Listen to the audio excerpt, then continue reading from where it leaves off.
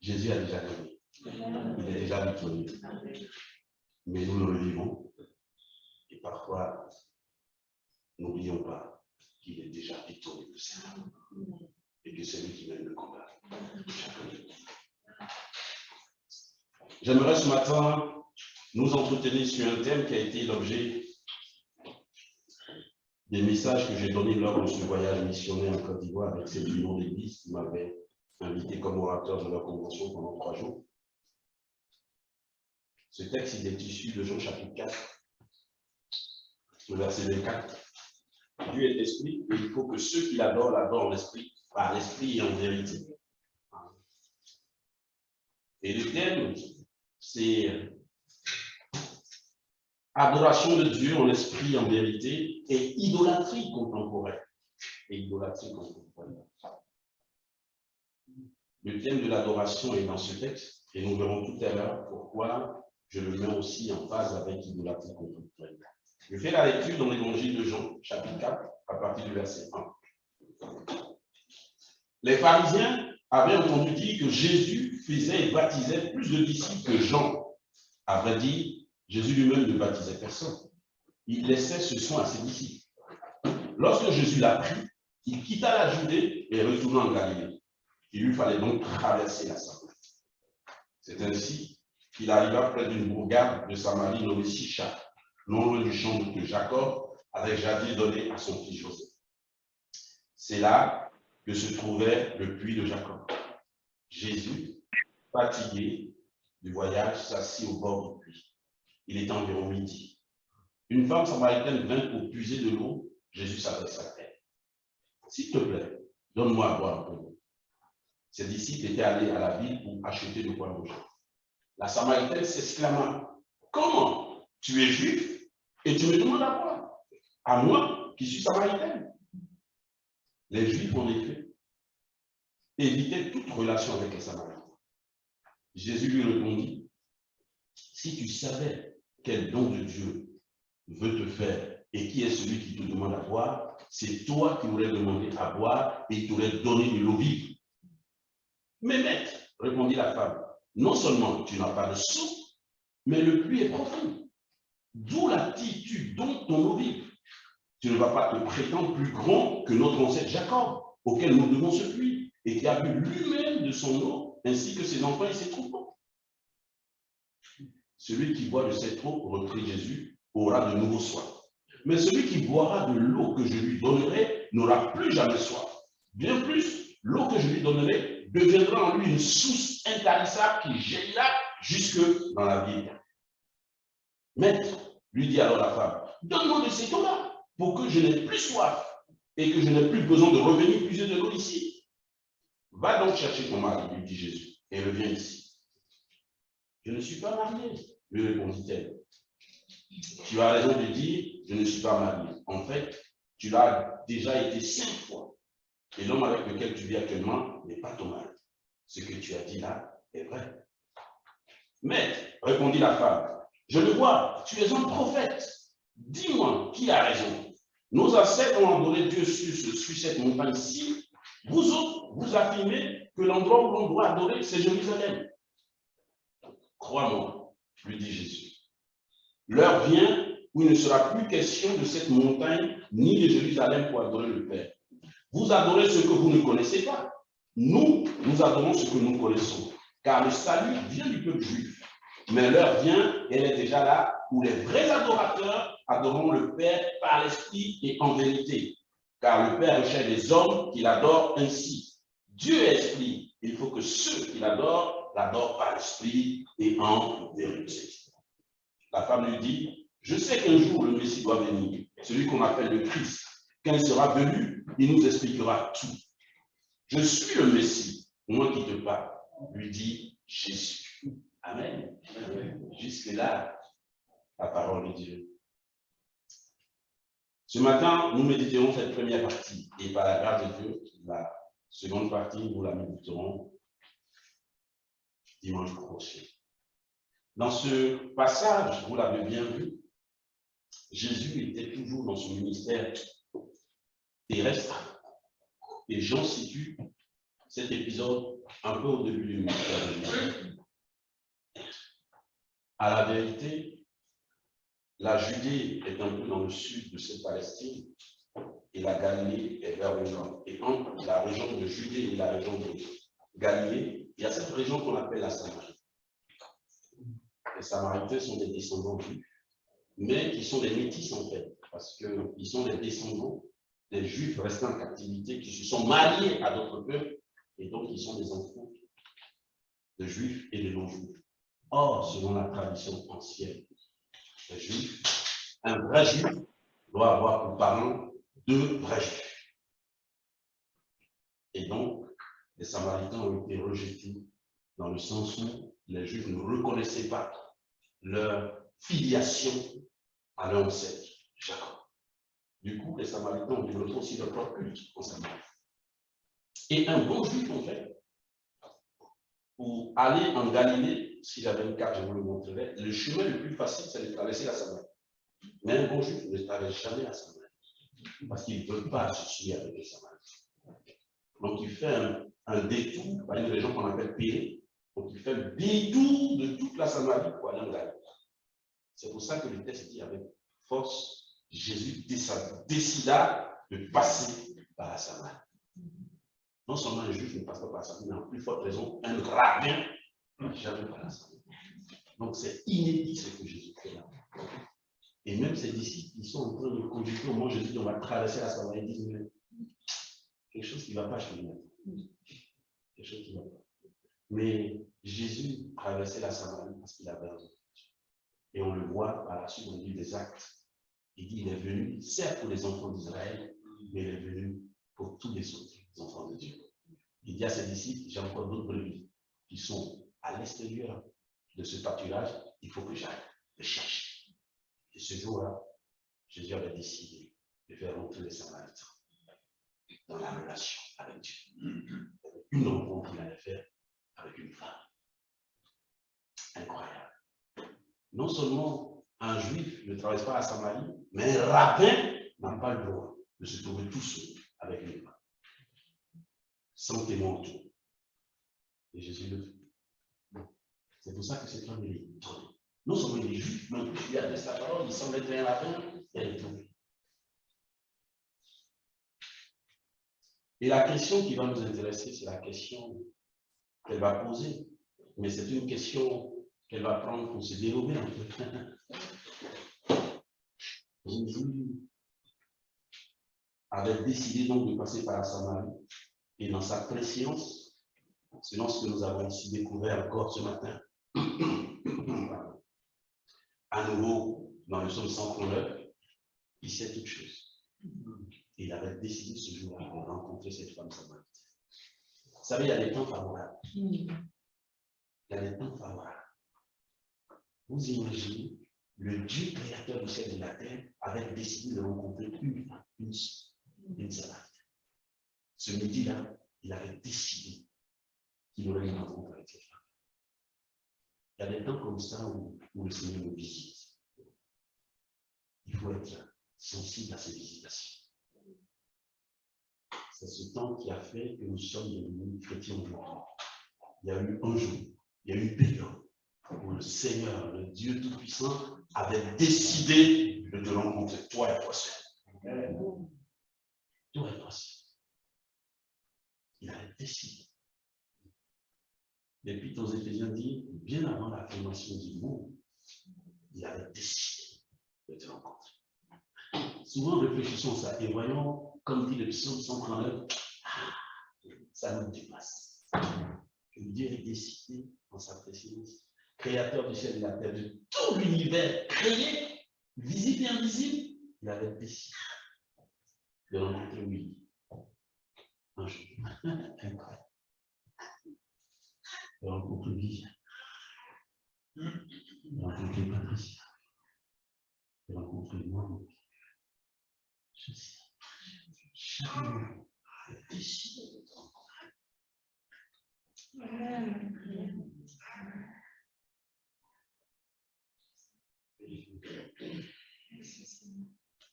On peut douter de beaucoup de choses, mais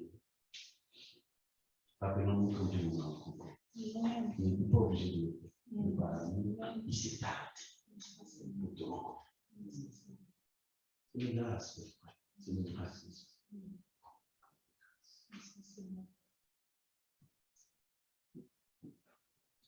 Et ils ont engagé la discussion sur quelque chose de banal. Il avait soif.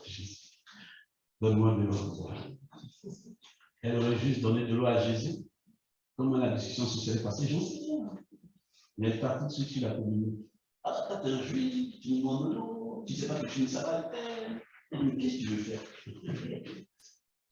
Et Jésus dit, si tu savais le don, si tu savais l'heure là où nous sommes, ce midi-là, si tu savais que c'était un midi, si tu savais le don que Dieu est en train de te faire pendant ce midi, là où tu es, c'est toi qui me demandes de l'eau. Mais comme chacun de nous, elle est un peu lente à comprendre les choses. Nous sommes un peu tous comme ça. On est un peu dépassés par les événements ainsi ensemble. Mais c'est quoi cette affaire? Qu'est-ce qui est en train de se passer? Le gars, il n'y a même pas de son. Il me raconte quoi là? Tu vas me donner de l'eau. C'est un marin. En plus, le puits, ce n'est pas 10 cm, c'est un puits profond de chez profond. Et c'est même Jacob qui l'a puisé, qui l'a creusé. Voilà. Drôle de rencontre. Peut-être que ce monsieur, il a eu un coup de soleil, on l'a dit. Pas tout à fait bien dans sa tête. Et Jésus de le prendre calmement. Tu ne sais pas de quoi tu parles. Moi, l'eau que je donne, c'est une eau qui tanche la soif de l'être humain une fois pour toutes. Cette eau-là, elle est naturelle. Si tu en bois, bah, ton corps va le demander encore, c'est normal. Mais l'eau que moi je donne, c'est une eau qui jaillit jusque dans la vie. Jusque dans la vie. Là, il a commencé à tilter. Il a dit, oh, si, ça, je veux bien cette eau-là. Comme ça, au moins, je ne reviendrai plus puiser. Bon, là, on sait qu'elle n'a pas encore puisé parce que donne-moi cette eau, mais je ne veux plus revenir puiser de l'eau. Et là, Jésus dit, ok, on va peut-être toucher le point pour lequel je veux te rencontrer ce midi. Va chercher ton âme. Je reviens moi. Je donne une. Il dit, mais moi, je n'ai pas de mari. Et Jésus dit, tu as raison, ma fille. Tu as raison. En fait, tu étais mariée 5 ans. Et le monsieur à qui tu viens te dire, c'est même pas ton mari. Au moins, tu as été honnête, tu as été sincère. Vous savez, il y a des rencontres que Dieu fait avec nous pour être sincère. Quand Dieu nous rencontre, il faut être sincère. Parce que la Bible dit qu'on n'a pas besoin de dire à Dieu, à Jésus qui nous sommes. Il connaît, il nous connaît. Il nous connaît. Il y a un épisode comme ça dans Jean chapitre 3 où les gens parlaient et il était dit, Jésus savait ce qu'il pensait parce que Dieu sait la pensée des cœurs des humains. Il sait la pensée des cœurs des humains. Où fuirai-je loin de ta face? Ce ne s'entendait. David avait fait cette expérience. Il dit, même quand je pense que tout obscur que tu ne vois pas, tout devient lumière, tu es là. Ne fuis pas, tu es partout. Tu es omniprésent, tu es partout. Jésus est Dieu, il connaît les cas. Il va chercher ton mari. Par exemple, tu n'as pas de mari. Et elle va détourner encore la conversation. Oui, mais là maintenant, je vois que tu es un prophète. Dis-moi maintenant. Là, elle va sortir une question théologique.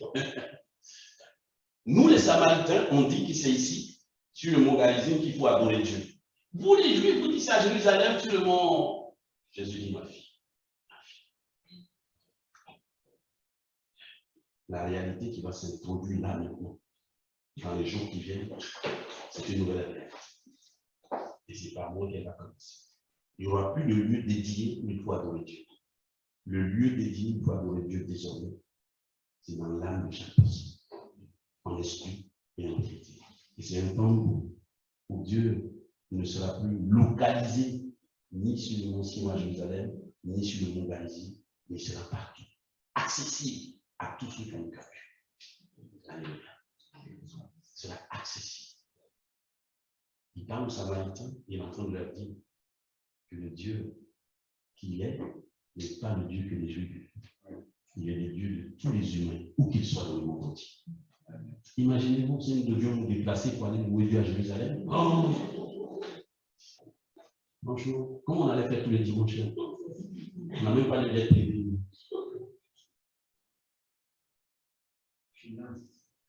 Finance aussi. Toute la logistique à mettre en place. Et Jésus dit non, le temps maintenant de Dieu. Pour que la réalité de ce Dieu qui se révèle à tous les humains, où qu'ils soient, se manifeste clairement. Dieu est un pur esprit, il est partout. Il veut que tous ceux qui le connaissent l'adorent en esprit et en vérité. La question qui nous est posée, c'est finalement, au travers de cette Samaritaine, est-ce que tu connais ton Dieu? Elle semblait connaître Dieu. Elle ne le connaissait pas. Elle avait même des questions théologiques vraies. Comme c'est pas dit. Dans le panthéon grec, on a à peu près, pour ceux que j'ai recensés, ceux les plus illustres, on a 12 dieux. 12 dieux. Et dans certaines civilisations, on en a encore plus. Il semble que les Indiens, on ne peut pas compter le nombre de dieux que les Indiens ont. Les petits, les grands, les dérivés, les incarnations d'un tel. Je ne fais plus ce genre de tourisme. J'étais en île Maurice, à l'île Maurice. Vous savez, l'île Maurice, c'est l'une des îles qui est aussi pénétrée par la culture musulmane. Et l'île Maurice, c'est une belle île avec des collines. Et sur l'une de ces collines, en fait, ils ont dédié l'une de ces collines à un temple au Dieu hindou. Et quand vous avez tout, grande statue de 3 grands dieux avec des amas de fruits, des autochtones qu'ils ont fait. Wow. Ça peut nourrir le village, mais bref. Et puis vous avez de petits sanctuaires saillants, il y a plein de petits dieux avec des mensonges. Oh. J'ai fait un tour, je suis revenu au cas. Donc je suis parti ici. C'est pas du tout ça. On avait une soeur avec qui est de l'île Maurice. Elle dit, moi je descends pas. De toute façon, je vous ai conduit ici, mais ce point, j'y retourne plus. J'ai fait adoratrice de ça, Dieu m'a sorti de là. Je ne fais pas du tout ici. Et vous savez, les touristes occidentaux mettent l'œil de Shiva et dans les temps, quand tu veux en prendre un, on veut mettre l'œil ou quoi. Mais pour vous dire qu'il y a des représentations de ces dieux. Et les gens croient. Et ils sont sincères, comme la Sabbath. Ils sont sincères. Il faut que nous, on se rassure que notre adoration est au véritable Dieu. Et dans ce panthéon grec, on a Zeus, le dieu du ciel, de l'orage, le l'éclair de la pluie, l'armée de la pluie, celui qui suivait le monde depuis le mont Olympe. C'est cette idéologie que certains Grecs jusqu'aujourd'hui ont, mais qui était fort dans les temps anciens. Il y a Héra, ou Junon, qu'on soit grec ou romain, on dit c'est la sœur et l'épouse de Zeus. Elle est la reine de l'Olympe, la déesse protectrice des mariages, gardienne des enfants. Elle préside à toutes les activités des femmes. Elle était très belle, mais acariate, Janus de Zeus, avec qui elle se disputait très souvent. Les dieux qui se disputent. Là, ce n'est pas des exemples, ces dieux-là, franchement. Poséidon, ou Neptune, quand on est romain, on dit c'est le frère de Zeus, qui lui confie le royaume de la mer. Et certains marins invoquent Poséidon, protecteur des chevaux. Hadès, le fameux dieu qui règne dans le séjour des morts. Aphrodite, la déesse de l'amour, de la fécondité, de la perversion. Il y avait un temple à Aphrodite, non Paul parle, dans l'une des épîtres. Athéna, là aussi, c'était une déesse de la guerre, de la victoire. Arès, le dieu de la bataille, de la bravoure. Apollon, le dieu de la lumière. Héphaïstos, était le dieu forgeron, un artisan aux mains archives et forgeait les armes des dieux. Hermès était le protecteur des voyageurs. Une grande compagnie de voyage qui s'appelle comme ça. Le dieu du commerce, des navigateurs. Dionysos ou Bacchus, on l'appelle le dieu de la fête, le dieu des alcooliques, le dieu du vin. J'entendais certains, je lève mon coude à Bacchus.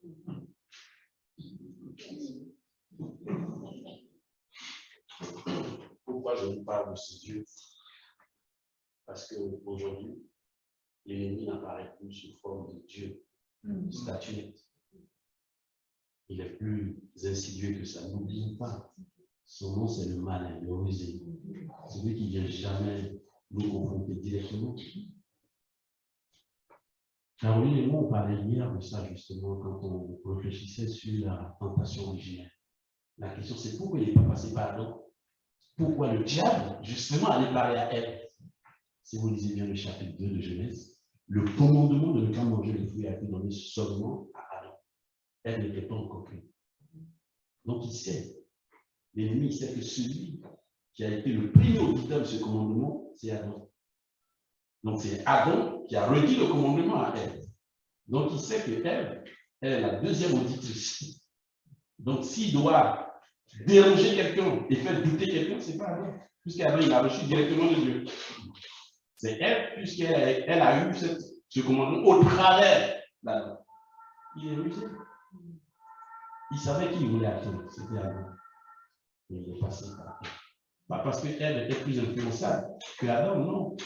Parce qu'il savait, en tout cas dans la nature, qu'elle n'était pas la première auditrice de ce commandement. Et qu'il pouvait la faire douter un peu, puisqu'elle n'a pas entendu Dieu clairement lui dire les choses. C'est pour cela, bien aimé, nous qui sommes des évangéliques, aimons lire la parole. Aimons régulièrement méditer le texte biblique. Nous, avoir notre propre lecture du texte biblique. Soyons un peu comme des chrétiens de pays. Devant les prédications sur Internet, vérifiez tout.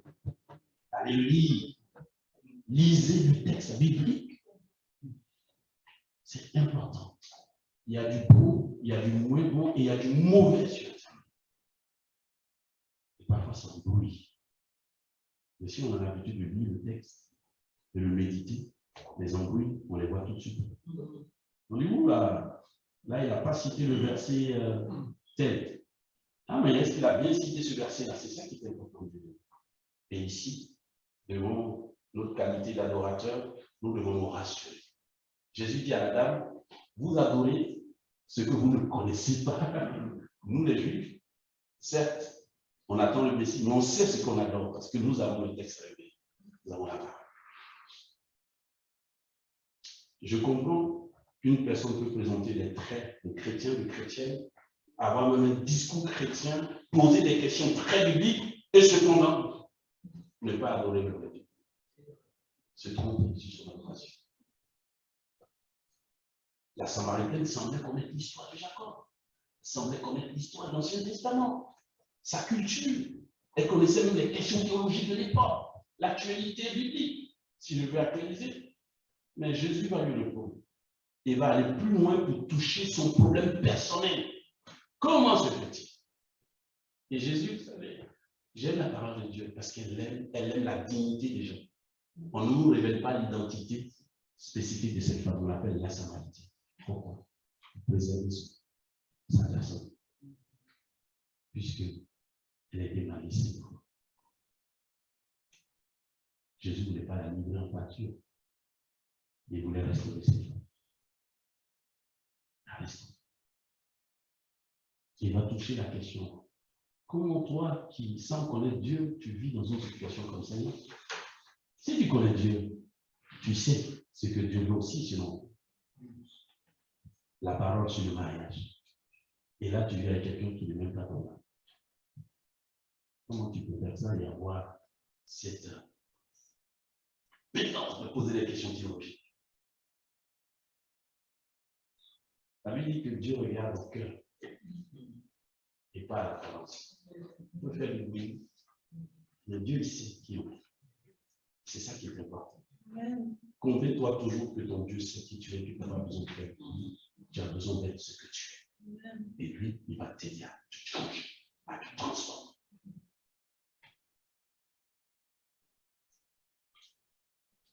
elle était incapable, cette femme, de mettre en rapport cette connaissance théologique, biblique et son éthique de vie en rapport avec la volonté de Dieu. Mais c'est parce qu'elle ne connaissait pas le vrai Dieu.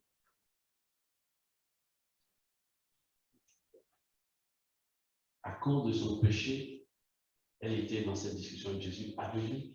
Elle était attachée sur le matériel. À chaque fois que Jésus introduit quelque chose de spirituel, elle ramène son matériel à quelque chose de... Je vais te donner l'eau de vie. Tu as un seau. Si tu savais qui est devant toi, mais t'es qui toi? Ah, tu es un prophète. Ah, je vais te poser des questions. Mais la fin de ce chapitre que nous verrons le dimanche prochain est éloquente. La Bible dit, c'est lorsqu'elle a compris, elle dit, de toutes les façons, toi, c'est bien, tu m'expliques les choses, mais je n'ai pas affaire à toi. Moi, j'attends le Messie, le Christ, quand il viendra, c'est lui qui va tout nous expliquer. Et Jésus lui dit, moi qui suis en train de te parler, je suis le Messie. Or, Jésus n'avait jamais dévoilé ce même à personne. Il disait à personne qu'il était le Messie. Jusque lui, dans les dernières heures à Jérusalem. Quand les gens découvraient qu'il était, la Bible dit, il sait ce qu'il est parce qu'il voulait attendre l'heure favorable pour dire qu'il était une bonne fois pour toutes. Même il pose la question à ses disciples. Il dit, Pierre, que disent les gens que je suis? Pierre nous dit, un tel, il dit, et toi? Et toi? Pierre dit, tu es le Messie, le Fils de Dieu. Il dit, Pierre, c'est une révélation qui vient d'Esprit de Dieu. Catastrophe, l'instant d'après, Pierre a fait le congrès qui vient Pierre, qui montre vraiment que c'est l'Esprit qui est là. Quand Jésus maintenant lui dit, OK, le Messie qui va venir, dont tu parles, voilà son mandat, voilà ce qui va lui arriver. Il a dit, mais non, tu ne vas pas mourir. Jésus dit, fais attention, ça va plus.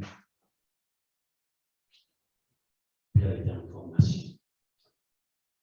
Mais il a dégusté quand même que c'est mon Pierre, il a dégusté. Mais il était sincère aussi, Pierre. Moi, je nous encourage à être sincères avec Dieu. Même dans nos erreurs, si on est sincère, il sait nous rattraper. Ne nous lâche pas. Judas n'avait pas compris. Mais la Bible dit c'est parce que lui, malheureusement, il s'était trop ouvert au diable.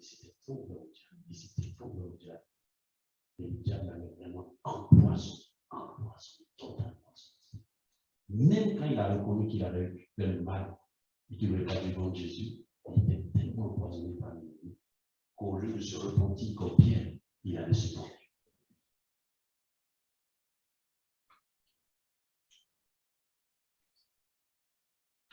Rassurons-nous que nous connaissons le Dieu que nous avons. Rassurons-nous que nous continuons de connaître le Dieu que nous avons. Père, Fils et Saint-Esprit. Et que nous désirons une communion avec lui. Car Jésus dit, le temps est là où Dieu cherche les hommes et les femmes qu'il adore en esprit et en vérité. Bien aimé.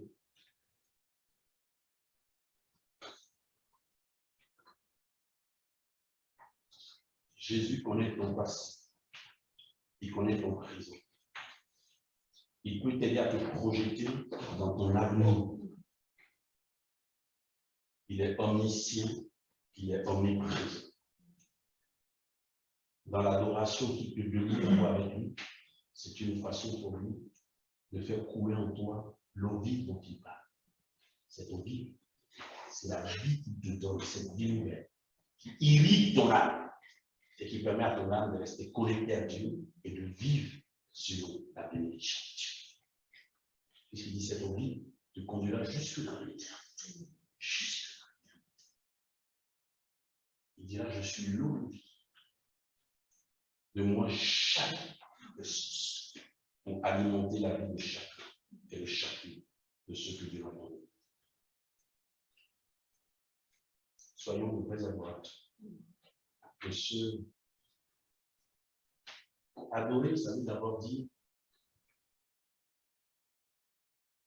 aimer écouter la parole de Dieu. Un vrai adorateur, il aime écouter la parole de Dieu, il aime lire la parole de Dieu, parce que c'est là qu'il découvre, qu'il est enrichi par son Dieu.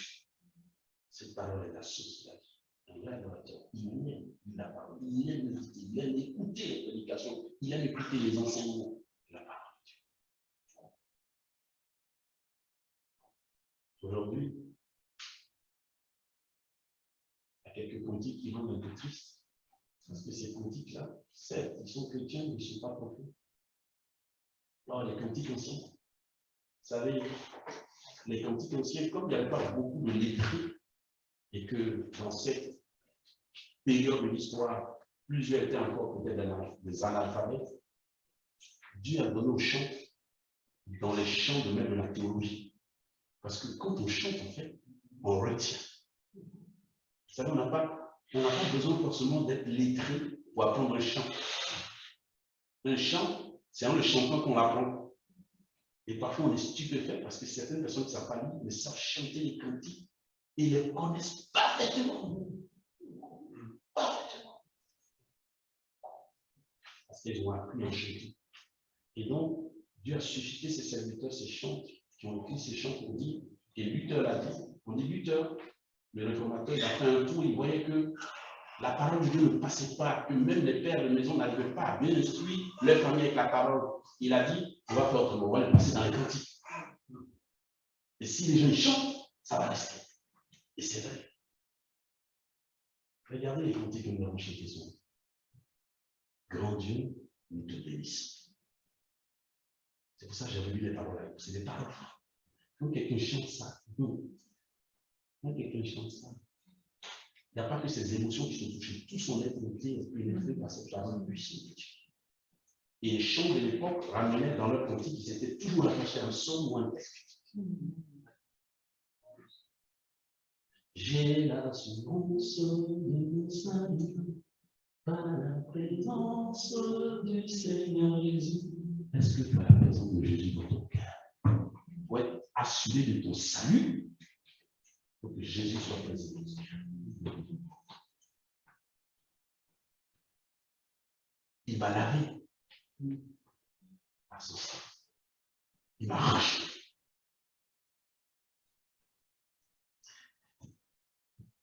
Pendant ce séjour, un de mes collègues qui prêchait a sorti une illustration du tel hébreu qui veut dire rachat qui m'a marqué.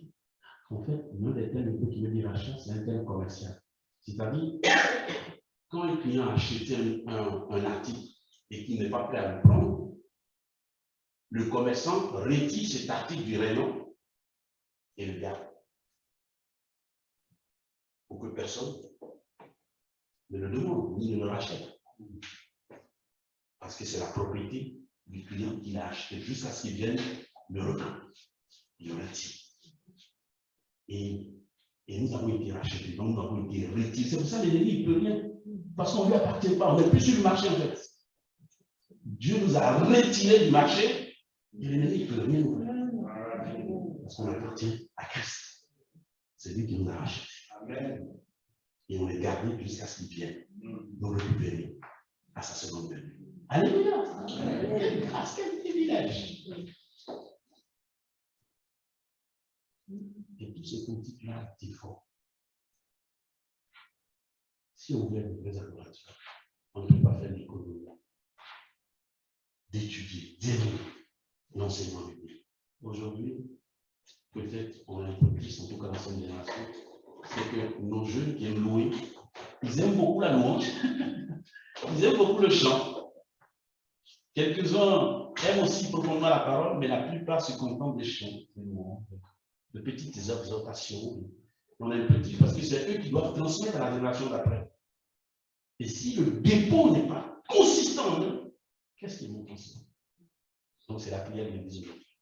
Que nos jeunes, des jeunes qui aiment la parole de Dieu, qui aiment l'enseignement biblique, qui aiment la formation biblique, et qui soient enrichis comme nous avons été enrichis.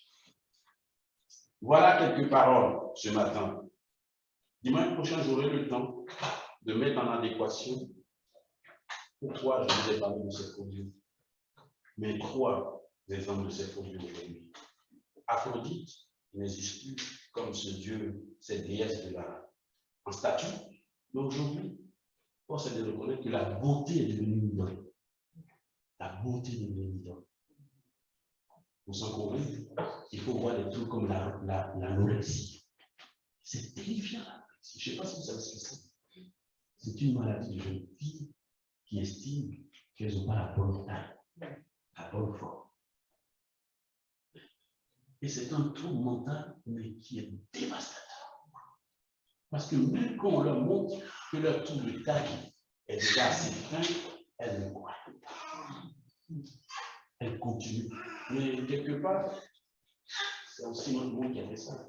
Puisque le canon de beauté qu'on présente partout, c'est des femmes effilées. Miss Univers, Miss Monde. Et tout le moment posé. C'est pas une belle femme. Mais c'est vrai. Il faut arrêter un moment. Et on met les jeunes filles dans ce carcan. Parfois, elles font plein de choses. Alors qu'elles sont des créatures si merveilleuses. Moi, je ne sais pas si le texte dit parce que tu es fille, tu es une créature si merveilleuse. Je ne suis pas sûr que David était fin. Hein. Et pourtant, il dit merci parce que tu m'as créé comme une créature si merveilleuse. Alléluia. Cette dignité que Dieu nous a donnée fait que nous sommes des créatures merveilleuses. Donc, on n'a pas de problème de santé avec notre corps. Nous sommes des créatures merveilleuses. Et à cause de ces canons de beauté, on idolâtre la beauté.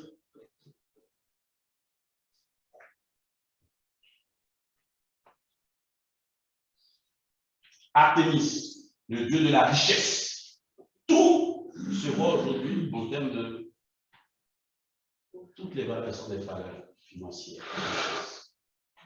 Quelqu'un a dit, je suis d'accord, si c'était ça, il n'y aurait pas de suicide dans les sphères des riches. Et que parfois le taux de suicide dans ceux qui sont riches est élevé même que parmi ceux qui sont pauvres. Ce serait attendu au contraire. On dit ils ont tout et les gars ils se suicident. Parce que la richesse ne résout pas tout. Oui, nous avons besoin d'être à l'aise socialement. Oui, Dieu n'est pas contre le fait que nous mettions nos familles à l'abri. Oui, Dieu n'est pas contre le fait que nous prospérions. Mais il faut toujours se demander. Quand je me réveille le matin, qu'est-ce qui fait ma joie? C'est le numéro, le chiffre de mon compte en banque qui fait ma joie? Ou c'est le salaire de mon cœur? Si c'est le numéro de mon compte en banque, il y a un petit souci. Il y a un petit souci. Vous savez, parfois je suis dévasté par les faits divers de nos sociétés françaises où tu apprends qu'un homme d'affaires dont l'affaire a pénibilité s'est levé dans la nuit, a tué ses deux enfants, a tué sa femme et s'est tué parce que ses affaires, la collectivité, il n'y a plus d'espoir. Son Dieu, c'est Artémis, c'est la richesse. Vu qu'il n'a plus de richesse, il n'y a plus d'avenir pour lui. Même s'il n'y a plus d'avenir pour toi, laisse tes enfants en vie, laisse ta femme en vie. Qu'est-ce que tu as tué les enfants et la femme? Vous voyez comment c'est insidieux. Artémis, il est encore là, il agit. On va sur que nous sommes des gens dans une saine volonté de prospérer. La prospérité est de Dieu, mais elle ne doit pas prendre la place de Dieu. Et enfin, Héphaïstos, le Dieu des artisans, le Dieu du succès. Tout est succès aujourd'hui. Oui, bien sûr, personne n'a d'échec. Mais malheureusement, dans notre itinéraire, il y a un peu d'échec comme on voit, on est des humains, on n'est pas infaillible. Les échecs vont être là. Il ne faut pas que l'échec nous dévaste totalement. Si c'est ça, ça veut dire que c'est Héphaïstos qui est ton Dieu. Parce que toi, tu ne juges que par la réussite. Quelqu'un a dit l'échec, c'est aussi l'école de la vie. Parce que quand on échoue, ça fait mal. On se remet en cause, on regarde beaucoup, les choses n'ont pas marché, et parfois on rebondit. Un grand homme d'affaires de la vallée du Silicon Valley, il dit, ce que les gens ne savent pas, c'est que quand un homme d'affaires de la Silicon Valley aux États-Unis réussit, c'est que vous ne savez pas, c'est qu'il a eu peut-être 10, 20 échecs dans ses premières initiatives, et que c'est la 21e qui a marché, et c'est ça que vous connaissez parce que c'est ça dans les médias. Et tous ces échecs avant, on enseigne. Il dit, c'est ça qu'il faut dire au grand public. Les gens, ils nous voient, ils croient que c'est un coup. Non, on a su avant d'arriver là. Donc, l'échec fait partie de notre histoire. Simplement que quand on échoue, il ne faut pas rester debout. Il faut se relever. Et Dieu nous donne la force de marcher. Voilà quelques exemples d'idolâtrie moderne dont il faut faire attention. Vous adorez ce que vous ne connaissez pas, mais nous adorons celui que nous connaissons. Jésus, Fils de Dieu, Dieu puissant, merveilleux conseil, Prince de la paix, Père éternel, l'étoile brillante du matin, Emmanuel, Dieu avec nous. Il a dit, je serai avec vous tous les jours, jusqu'à la fin. Alléluia. Que le Seigneur nous fortifie, qu'il soit avec nous, qu'il nous bénisse ensemble, et que sa grâce soit suffisante.